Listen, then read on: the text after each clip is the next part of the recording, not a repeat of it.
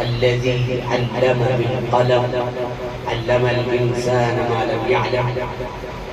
وقال في موضع آخر لكل طالب صلاحان وصلاح القلب وصلاح الخطابة أو كما قال عليه الصلاة والسلام.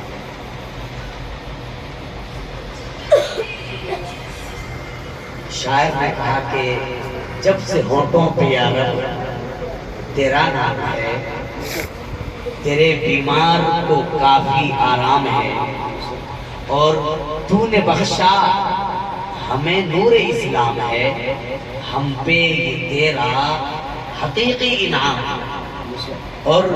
جس کو تیری خدائی سے انکار ہے،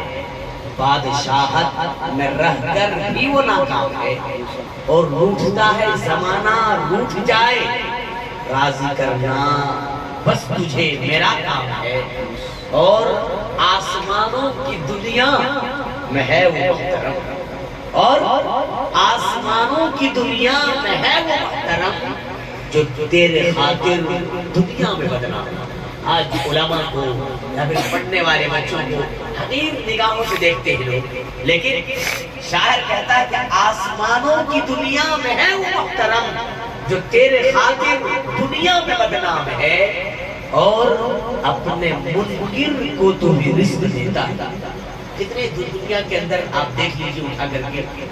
اللہ کو نہ ماننے والے بہت سارے لوگ ہیں، لیکن اللہ جہاں رحمان ہے وہیں پر رحیم بھی ہے. تو اپنے منکر کو تو بھی رزق دیتا ہے. تیری رحمت تو ہر ایک پر عام ہے، اور قدم آگے بڑھانا میرا کام. الحمدللہ عاری صاحب نے قدم آگے بڑھایا اور یہ ثمرات ابھی مل رہے ہیں کہ قدم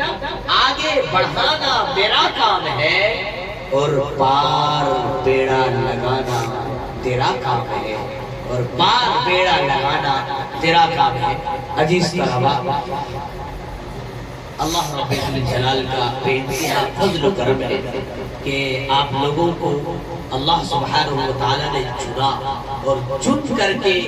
آپ کو علم کے لیے اللہ کے کلام اپنے سینے میں اتارنے کے لیے آپ کو منتخب کیا. آپ جب تاریخ کے ہسٹری پڑھیں گے تو آپ کو معلوم ہوگا کہ علم دو طرح کے علم ہے، ایک دنیاوی علم، ایک اخروی علم. لیکن اخروی علم کے بارے میں جو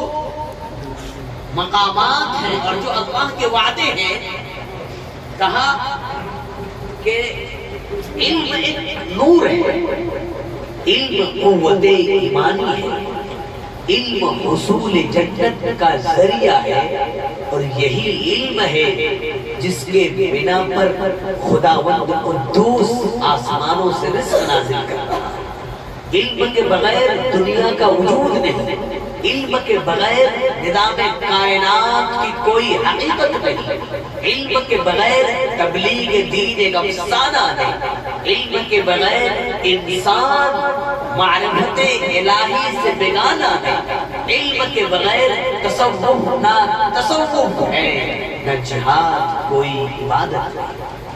الحمدللہ ہم اور آپ اس صفحے سے جڑے ہوئے ہیں جہاں پر آخری میسنجر آف محمد رسول اللہ صلی اللہ علیہ وسلم حضرات صحابہ کرام رضوان اللہ تعالی علیہ اجمعین کو درس دیا کرتے ہیں، اور وہی علم ہم اور آپ کو مل رہا ہے جس کو قرآن نے العلماء، حدیث کے اندر العلماء ورثۃ الانبیاء کی مصداق بنایا ہے. اور اسی کی ایک گھڑی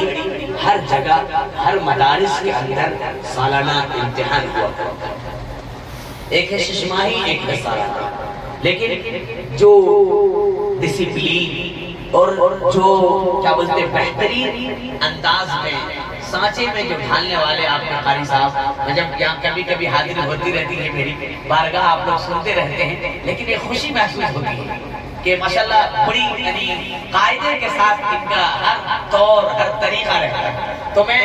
من لم یشکر الناس لم یشکر اللہ کے تحت میں آپ کے ناظم اعلیٰ حافظ و قاری پرویز صاحب دامت برکاتہ العالیہ، اور اسی طرح شانہ بشانہ رہنے والے محترم علی جناب نظام الدین صاحب کا میں تہ دل سے ممنون اور مشکور ہوں، اور اساتذہ کا بھی۔ اور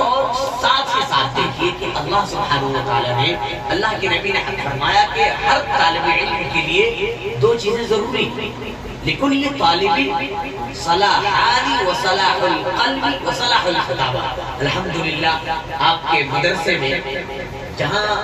صلاح القلب بھی ہے اور صلاح الخطابہ بھی ہے، وہیں پر نعت نبی کو بھی یکے بعد دیگر اللہ نے آپ کو آواز دی ہے جس کو خدا داد آواز۔ آپ ان آوازوں کو سنبھال کر رکھیں، محنت کرتے رہیں، انشاءاللہ تعالیٰ ایک دن آئے گا کہ آپ چمکیں گے، آپ کا دور آئے گا، پھر کوئی مائک اعلان اس کو روک نہیں سکتا ہے، لیکن شرط ہے کہ محنت ضروری ہے۔ اور پھر اللہ کے نبی آخری اللہ سبحانہ وتعالی نے قرآن مجید کے اندر ارشاد فرمایا لئن شکرتم لأزیدنکم ولئن کفرتم ان عذاب لشدید۔ لئن شکرتم کہ آپ اگر شکر ادا کرتے رہے، محنت کرتے رہے اور محنت کرتے رہے، محنت کے ساتھ ساتھ دعائیں کرتے رہے، اپنے اساتذہ اور پھر تمام اسٹاف، تمام اساتذہ کی نگرانی میں رہتے ہوئے آپ ان کی تعظیم اور توقیر، جہاں علم محنت سے آتا ہے وہی ادب سے بھی علم آتا ہے۔ آپ ہر چیز ایک ایک چیزوں کی بھی ہمیں باادب مہذب رہنے کی ضرورت ہے۔ اگر آپ شکر ادا کرتے ہیں، الحمدللہ یہاں پر کافی انعامات موجود ہیں، جن کو بھی یہ انعامات ملے تو اللہ کا سب سے پہلے شکر ادا کرنا چاہیے۔ لئن شکرتم، اللہ سبحانہ وتعالی فرماتے ہیں لئن شکرتم اگر تم میرا شکر ادا کرو، لئن شکرتم لأزیدنکم تو تمہیں میں اور نوازوں گا اور دوں گا، ولئن کفرتم ان عذاب لشدید اور اگر ناشکری کرو گے تو پھر میری پکڑ، میرا عذاب بہت سخت ہے۔ تو جو بچے انعامات جن کے آئے ہیں، جو اعلیٰ نمرات سے پاس ہوئے ہیں، اور الحمدللہ یہاں وہاں کے نہیں، ہمارے سر کا نہیں بلکہ الحمدللہ قابل اساتذہ، بڑے ادارے میں جو تخصص فی الحدیث کا درس دیتے ہیں، جن کو اللہ نے جو زبانی ملکہ بھی عطا کیا ہے، جو علمی صلاحیت بھی اپنے سینے کے اندر رکھتے ہیں، احادیث اور فقہ پر کی گہری نظر ہوتی ہے، ان میں سے ایک حضرت مولانا تبریز عالم حلیمی قاسمی دامت برکاتہ العالیہ، جو شہر حیدرآباد کے اندر ایک بہت بڑا نام ہے، حضرت مولانا عاقل سامی رحمت اللہ علیہ، ان کے فرزند بھی وہاں کے محتوین ہیں، حضرت مولانا جعفر بادشاہ صاحب جو ابھی محتوین ہیں، وہ مدرسہ دارالعلوم حیدرآباد ہے، ان کے نام سے مشہور و معروف ہے، جو شیرام پلی میں موجود ہے، وہاں کے اساتذہ کو آپ کے ناظرین اعلیٰ قاری صاحب نے منتخب کیا اور بلایا، اور بلانے کے بعد انہوں نے آپ کا جائزہ لیا، باضابطہ مجھے بھی بتایا گیا، حالانکہ میں ایک ادنا طالب علم کی حیثیت رکھتا ہوں، لیکن بتا الحمدللہ اس کے اندر کافی تعریفیں کی ہیں کہ ماشاءاللہ یہ مدرسہ علمی اعتبار سے بڑی معیار کا درجہ رکھتے ہیں۔ میں بھی دعا گو ہوں کہ اللہ سبحانہ وتعالی اس مدرسے کو خوب عروج عطا فرمائے، آپ کی خدمات کو قبول فرمائے، اور جو بچے پیچھے رہ گئے، شاعر نے کہا کہ گرتے ہیں شہسوار میدان جنگ میں، ایک جنگی ہے سمجھو، ہمارے اتنے ساتھی ہیں، ان میں سے بعض بچے ٹاپر لانا، پھر فرسٹ لانا، پھر اعلیٰ نمبرات میں دوڑتے ہوئے جانا، تو یہ محنت، جستجو، لگن، بلند حوصلہ، بلند ہمتی، اور پھر اپنے اساتذہ کی کاوشیں، اور پھر آپ کے حوصلہ افزائی کی یہ چیزیں جو رکھی ہیں، تو جو بچے پیچھے رہ گئے وہ مایوس نہ ہوں، بلکہ آپ کا بھی دور آئے گا۔ آپ دیکھیں، ذرا بیٹھے اور بیٹھ کر کے سوچیں نماز کے بعد کہ میں کیوں پیچھے رہ گیا، میں تو مدرسے میں میں اچھا پڑھتا ہوں، آخر ششمانی میں میرا اعلیٰ نمبرات تھا، اس میں کیوں پیچھے ہٹ گیا؟ تو بیٹھ کر کے سوچیں،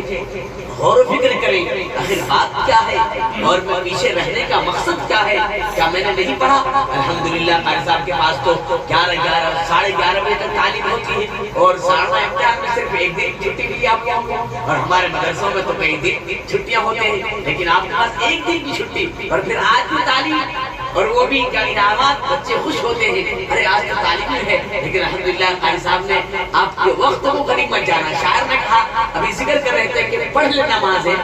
کر لے تلاوت، سبے نہ تو پھر پائے گا، گیا وقت پھر ہاتھ نہ آئے،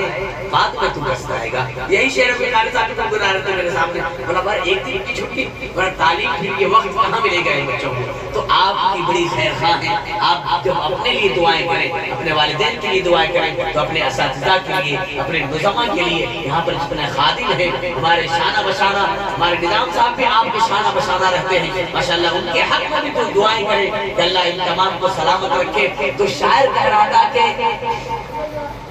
جو بچے پیچھے رہ گئے کہ گرتے ہیں سوار میدان جنگ میں، وہ طفل کیا گرے، طفل یہ فارسی کے لفظ ہے، اور اس کے معنی بچے کیا آتے ہیں کہ وہ طفل کیا گرے جو گھٹنوں کے بل چلے، جو طفل کیا گرے جو گھٹنوں، آپ گھٹنے پر چلے تو گرتا نہیں گرتا، کہیں کے بھی رہنے دو نہیں گرتا ہونا رہا، تو چلنے نہیں آیا تمہارے کو کیسا گرتے ہو، کیسا ہو جاتا۔ تو کیا ہے یہ جو بچے پیچھے رہ گئے، آپ بالکل مایوس نہ ہو، آپ کے واسطے الحمدللہ نائن صاحب نے ٹوپی کا بھی انتظام کیا ہے، وہ بھی انعامی ہے، انعام 1 روپے ہو یا پھر ٹوپی کی شکل میں ہو، وہ بھی انعام ہوتا ہے۔ اور جو بچے اعلیٰ نمرات سے کامیاب ہوئے ہیں الحمدللہ، اپنے ناظم صاحب نے گاہے بگاہے دیکھتے بھی رہتا ہوں، آپ لوگوں کے انعامات میں یہ کبھی نہیں کرتے الحمدللہ۔ تو اللہ انہیں اور مزید استقامت دے اور خوب کھل کر خدمت کرنے کی توفیق عطا فرمائے۔ تو میں اسی بات پر اپنی تقریر کو ختم کرتا ہوں، وما توفیقی الا باللہ۔ اور اس شعر کے ساتھ ایک شعر شاعر کے جو ابھی یاد پڑھ رہے تھے، تو میرے ذہن و دماغ کے اندر بھی وہ اشعار گونج رہے تھے کہ ایک شعر کے بزم تصورات سجی تھی ابھی ابھی، بزم تصورات سجی تھی ابھی ابھی، اور نظروں میں مصطفیٰ کی گلی تھی ابھی ابھی، اور جبرائیل پوچھتے تھے فرشتوں کو روک کر کہ کن کی زبان پہ ناطے نبی تھی ابھی ابھی۔ میں دعا کو ہوں اللہ سبحانہ وتعالیٰ کہ اللہ سبحانہ وتعالیٰ اس مدرسے سے کو خوب عروج دے، ترقی عطا فرمائے، تمام حاسدین اور شرور فتن سے اللہ حفاظت فرمائے، آمین۔ وآخر دعوانا الحمدللہ رب العالمین۔